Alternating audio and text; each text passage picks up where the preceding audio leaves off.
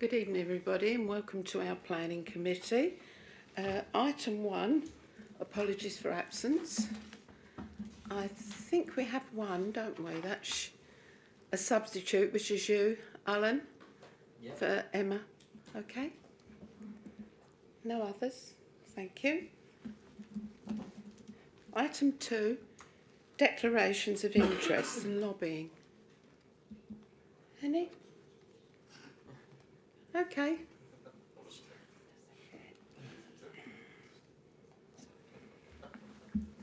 Item 3. Confirmations of the minutes of the Plan Committee held on the 21st of August and the 11th of September. So can we do a vote for them separately? Yes, yep. Yes. 21st of August. All those in favour, please show.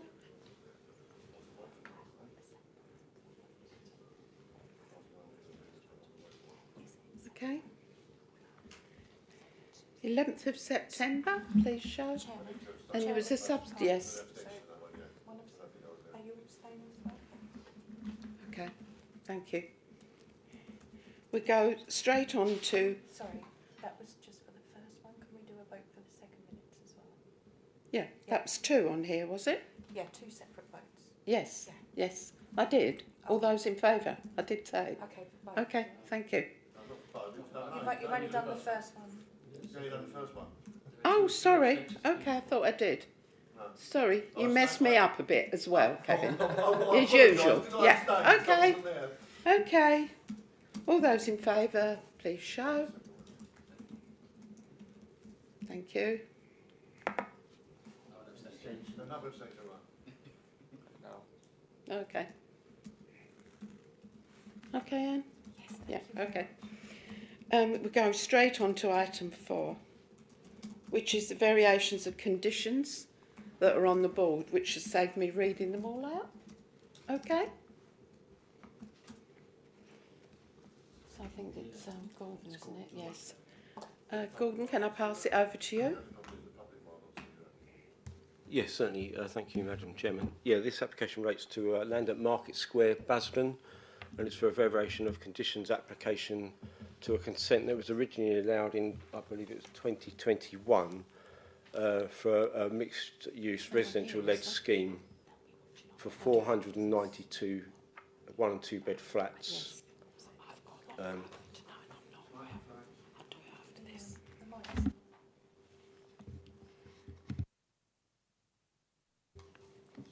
Yep. Okay.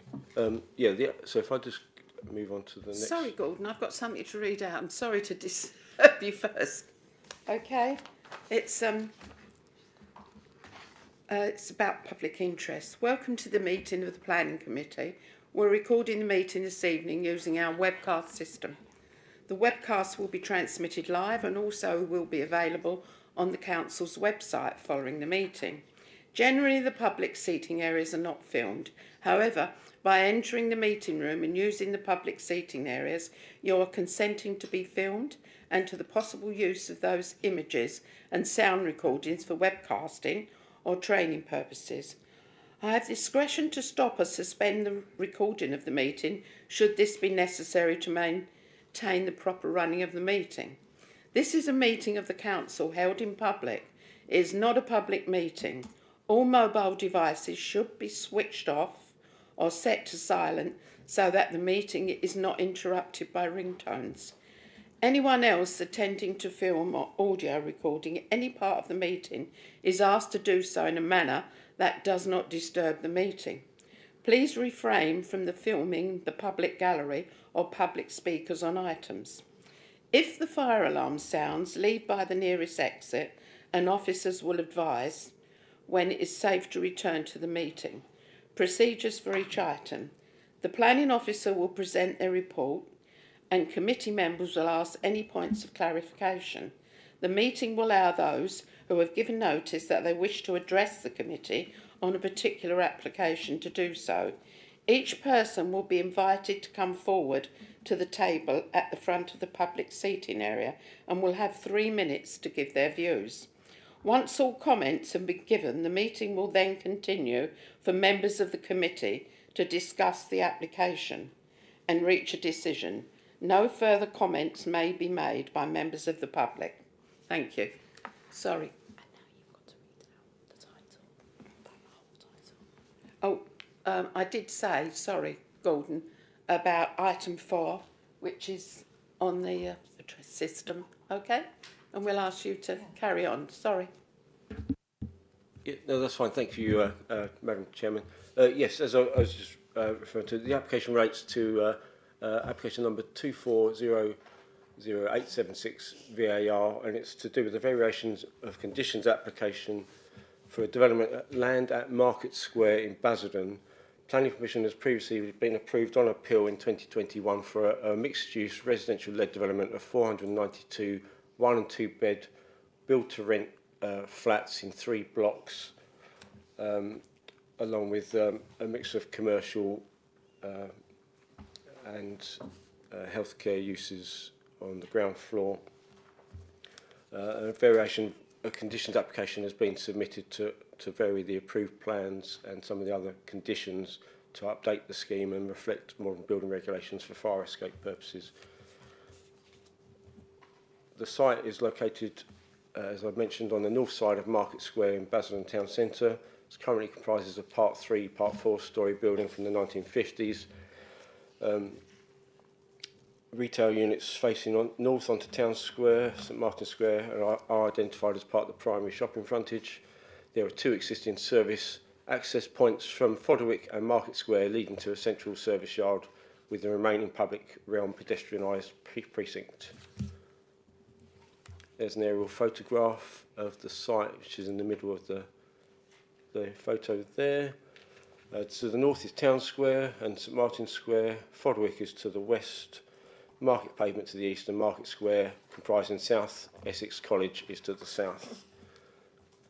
There's a couple of site photographs. The majority of the commercial units within the block are now vacant and boarded up, with the exception of Greg's Bakers, a cash mart and a vape shop. Former retailers included Weatherspoons, Mallard's Jewellers, Specsavers, Robbins Pie and Mash Shop, and other retail uses. So the approved development, as I mentioned, has already been approved for 492 build-to-rent units. These are 246 1-bed and 246 2-bed. This included 56 M42 accessible and adaptable units. These were in 3 blocks between 9 and 17 stories in height, along with flexible retail commercial use, healthcare community and business incubator space. There was also external communal amenity spaces, exterior balconies to around 24% of the units, 69 car parking spaces, including Blue Badge and the 2 club spaces, 5 motorcycle spaces and 510 cycle parking spaces. So in terms of the changes, there's no significant changes to the exterior elevations. The height of the buildings don't change. This is the approved north elevation as an example. The 3 blocks as proposed. Their variations include, there was a design and access statement submitted with the application which identifies some of the principal changes. These include the introduction of new stair course to all residential floors to ensure compliance with the latest building regulations, which came into effect post-approval of the permitted scheme. That would ensure that there would be at least 2 stairwells to each floor and up to 3 in some floors. A resultant change in the mix of residential apartments with no change in the overall number of residential apartments. Changes to the internal layouts to suit the operational requirements of the prospective build-to-rent operator, and minor external alterations to the window reveals. So in terms of the elevations, as approved and proposed, there's no discernible changes other than, as I mentioned, to the window reveals. They're proposing different colours to the aluminium panels to differentiate the different blocks. So in terms of the site layout, the ground floor general layout, as I mentioned, the 69 parking spaces, that won't change. They've just reconfigured the layout slightly. So that's as approved and that's as proposed. So it's a similar in and out for the driving, and there's 510 cycle spaces again in similar positions, just altered slightly. The layout also allows for the additional stair course for each block to come down to ground level and exit, and there's some changes there. And I think the refuse storage area has been increased by 480 litres. So proposed layout, so nothing significant. In terms of the first floor, again, the externally there's no significant changes to the layouts. It does result in a slight reduction in the commercial spaces, so from approved to proposed.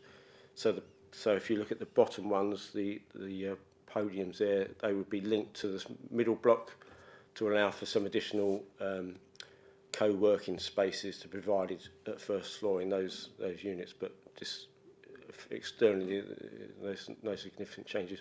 I'll zoom in. I've got an extract of a floor plan to show where the additional stairwell is provided in a second, and so that's first floor plan, and then these are typical second to eighth floor plans as approved and as proposed. As I mentioned, each one will comprise an additional stair core. It doesn't show it that easily on this, so if I go to the next slide, so this on the left shows as approved with one stair core in that particular extract of the floor plan on the left, and then on the right the same part of the floor plan but incorporating the additional stairwell core, and that means that some of the units have changed from 2 beds to 4-person units to 1 bed 2-person units. So the overall number of units, 492, doesn't change, but the configuration from the approved scheme of 246 1 and 246 2-bed changes, so there'll be 25 more 1-bedroom units and a reduction in 2-bed units by the same amount. In terms of the window details, as I mentioned, there'll be some changes to the window reveals. This just shows that, along with the proposed colour panels. These are computer-generated images. The one on the left was as previously proposed. There is a slight change. I think the entrance to the Block B is slightly reconfigured, and that's shown on the right there. So some of the key changes are there will be an increase in 1-bed units by 25, a reduction in 2-bed units by 25, 1 additional stairwell per block, so that each floor will be served by at least 2 stairwells and with 3 to the lower floors. 1 hour earlier opening of the commercial units from 6 AM onwards instead of 7 AM, which has been agreed with the Environment Health Service. Minor fenestration changes, as I've mentioned. 1 additional motorcycle space, that's going from 5 to 6. The use classes condition has been updated to reflect the changes to the use classes order to allow for flexible commercial uses. And then the minor floor space variations, so there'll be a slight reduction in commercial in order to facilitate the stairwells exiting at ground floor level, along with the total unit areas slightly reduced to accommodate those stairwells, along with a slight ancillary increase in residential space and refuse storage space. So in terms of the programme of works, the applicants are undertaking those concurrently. Enabling works including soft stripping of the building and initial piling in the courtyard started in July 2024 and are ongoing. Formal commencement demolition is expected in December 2024 before the expiry of the permission. Piling and above ground works commence in spring 2025. Completion, first occupation, would be summer 2027. To conclude, the proposed amendments would ensure tangible and significant benefits to the area, by bringing forward a modern residential-led mixed-use development. The changes proposed would ensure that fire and building regulations are met and would generally represent a high-quality new development in the centre of Basildon. As the application site is one of the early stages of the town centre redevelopment, the proposal would help to improve investor and landowner confidence in the town centre as one of the first schemes to come forward in the town centre, helping to accelerate the delivery of important housing. In addition to providing much needed new housing, the proposal would bring vibrancy to the town centre through flexible commercial, community, non-residential learning floor space at the ground floor and wider public realm improvements. This would enhance the setting of this part of the town centre and make an important contribution towards the council's housing shortfall, enhance skills and job opportunities, and contribute towards the regeneration of Basildon Town Centre. There would also be biodiversity net gains. Having regard to the tilted balance, these attribute weight significantly in favour of approving the development. The application represents sustainable development in accordance with the adopted local plan and the NPPF, and is therefore recommended for approval subject to the applicant entering into a deed of variation to the existing Section 106 agreement to secure planning obligations and contributions as set out in Section 106 matters Section 5.66, and subject to the conditions set out on pages 55 to 71 of the agenda. Thank you, Madam Chairman. Thank you, Gordon. Have we anyone with any clarification points on this? Thank you, Mike. Thanks. Gordon, can I just clarify the situation on affordable housing, please? I know that that's not part of this development. It was approved at a previous level, but I just wanted to confirm my understanding correctly that there is no affordable housing in this development as a result of its build-to-rent nature combined with the business case associated with the development. Is that correct?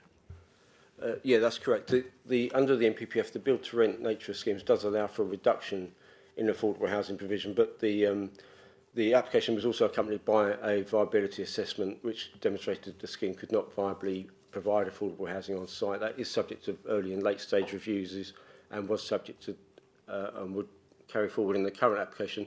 We've just done an early stage review on this application, and it's still identified that it cannot provide surplus profits towards affordable housing at the current stage. There will be a late stage review though. Thank you, Chair. Any other points, clarification? Alan. Thank you, Chair. I think it's on page 38, although I can't find it right at the moment. But there's about the Clark mosaic that is going to be rehoused elsewhere. And I'm a big fan of public art. Oh yeah, right in the middle there, officer note. There we go. Big fan of public art. Where is it going to be put somewhere else within that building, or is it going to be somewhere in the town centre, or is it going to be relocated somewhere in the borough? Thank you.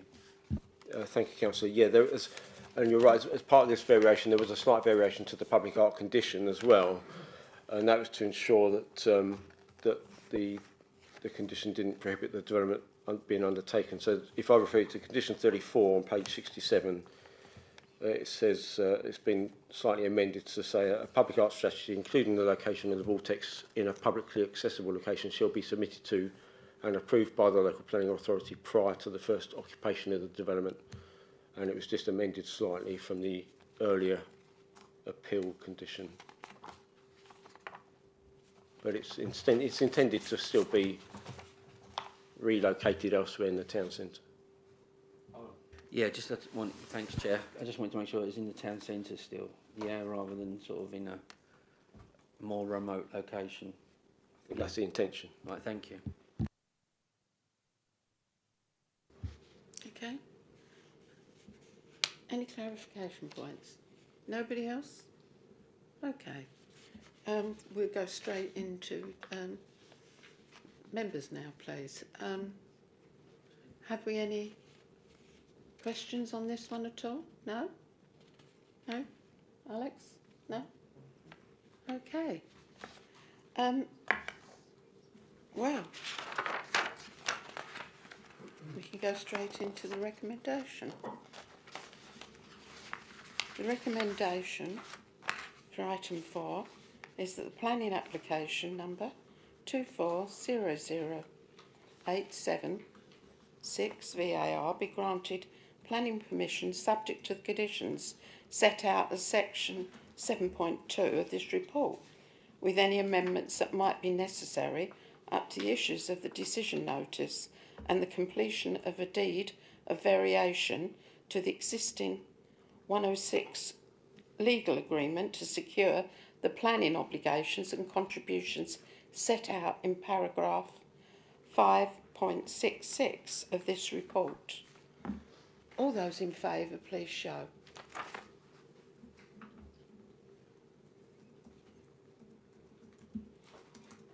I think that's unanimous. Okay, thank you.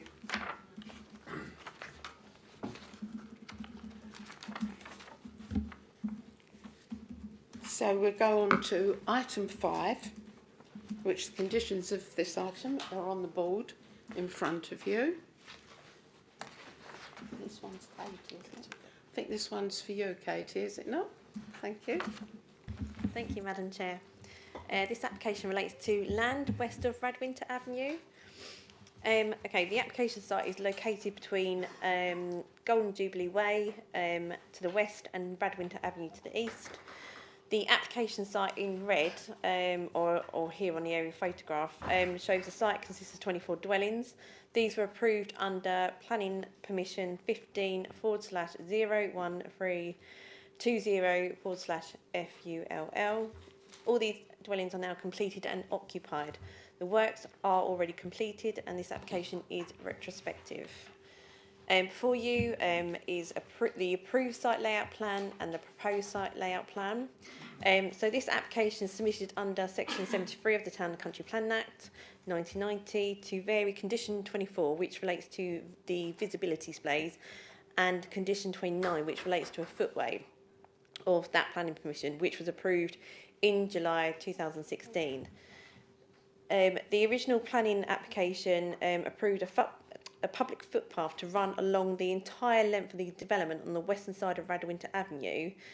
This proposal seeks to terminate the public footpath outside plot 2, which is number 3 Radwinter Avenue. If I show you here, there's a site photograph. So it shows you there where the footpath sort of finishes, sort of outside number 3 Radwinter Avenue there, and now the area where the footpath was supposed to be laid is now laid to grass and scrubs with trees bordering the site. So that footpath was meant to extend further down to the Golden Jubilee roundabout. Additionally, this application also seeks to adjust the visibility displays from 63.5 metres by 2.4 metres to 43 metres by 2.4 to the north of the junction with Radwinter Close. So that plan in front of you, where you see the larger sort of luminous green area, that's the visibility display that I'm talking about. So that has been reduced but still complies with the manual for streets. The principal development has been established in the previous planning decision 2016, which granted planning permission for the construction of 24 dwellings. As I said, these amendments are sought under Section 73 of the Town and Country Planning Act. These are seeking minor material amendments that should be considered within the context of the approved development. There are no alterations to the originally approved development. An application Section 3 does not give the scope to review the approved development or to make any changes to it other than the specific amendments sought by the applicant. The changes to public footpath and visibility displays as described are necessary to comply with the Section 278 technical approval. The amendment to the visibility display meets the manual for street standards for an access off a road which is subject to 30 miles per hour speed limit. The Highway Authority has confirmed that these changes are acceptable and required for the Section 278 technical approval. So considering the highway amendments in their entirety and taking into account the layout and scale of the approved scheme and the termination of the footpath amendment and the visibility displays, the proposal was deemed acceptable as a minor material amendment and would not cause harm to highway safety. It is therefore considered that the proposed variation to conditions 24 and 29 attached to Planning Permission 15/01320/FULL is acceptable. However, these conditions are now stated on page 171, 172 of the committee report as conditions 12 and condition 17. So the plans have been amended in those conditions, and also the dimensions of the visibility display has also been amended in those conditions. Thank you, Chairman.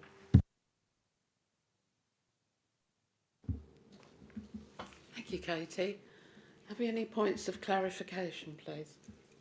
Alex. Thank you, Chair, and thank you, Ms Ellis. Just out of interest, because I do live on the Wick and I know that roundabout, particularly Road Coat roundabout, is the busiest one in Wickford.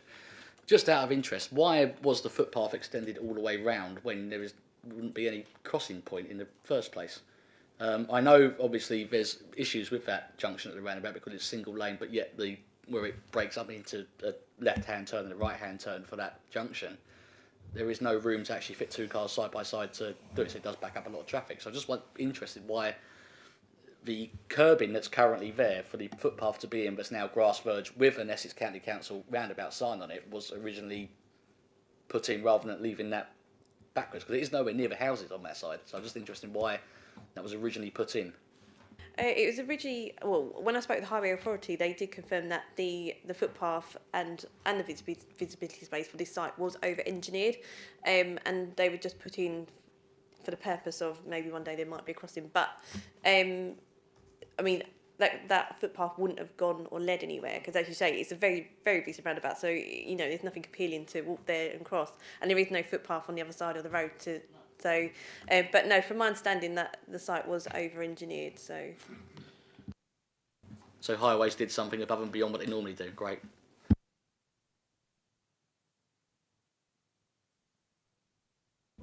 Okay. Any other points of clarification? Anybody? No? Okay.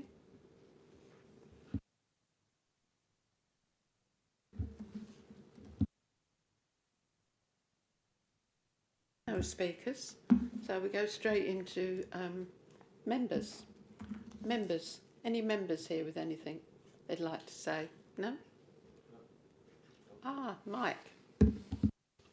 Yeah, just very quickly. Obviously, in a way, it's kind of goes against the grain a little, Chair, to be approving something that where the developer hasn't actually followed the plan that they were given. But I totally take the point that Councillor Myers has made on that, and my understanding is, from what Katie said, there's no highways issue with the way it is at the moment, no record of any incidents or anything of that nature. So, on that basis, yeah, I think that's clear. You brought it up at the briefing, didn't you? Yeah, thank you. Anything more? No? Right, well, we can go straight into the vote. That the planning application number 2400509 VO be approved, subject to the planning condition as amended where necessary, attached to 1501-13204, granted on the 11th of July 2016. All those in favour, please show. I think that's a unanimous. Thank you. And we have no more on the agenda, so thank you, everyone. Good night.